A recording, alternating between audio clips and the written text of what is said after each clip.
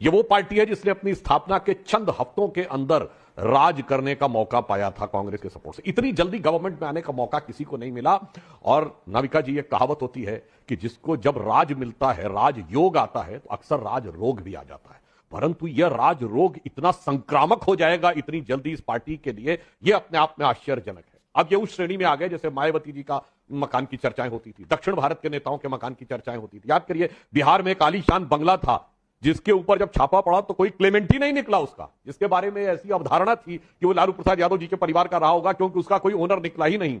उस लीग में आकर अब आम आदमी पार्टी वाले लोग खड़े हो गए हैं। तो इससे मैं पहले एक पंक्ति में कहूंगा, जो आपने इनसे कहा इसमें कुछ गलत बात नहीं है।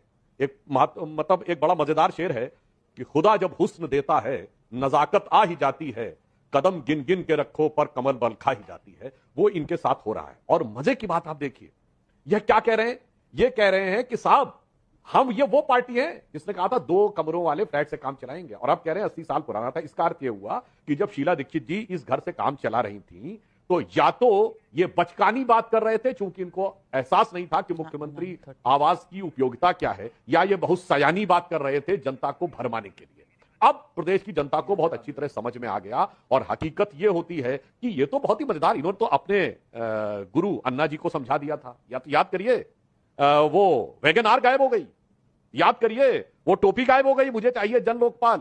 याद करिए, मफलर भी गायब हो गया। और याद करिए, जो कहते थे कि हम सरकारी गाड़ी नहीं लेंगे, राघव जी से पूछिए, इनके मुख्यमंत्री 3 दर्जन गाड़ियों के लश्कर जर्रार में चलते हैं। 3 दर्जन गाड़ियों के, जो बादल साहब और कैप्टन साहब दोनों से ज्यादा है। मैं ये नहीं कह रहा हूं, सुरक्षा की जरूरत होती है, बिल्कुल होना चाहिए।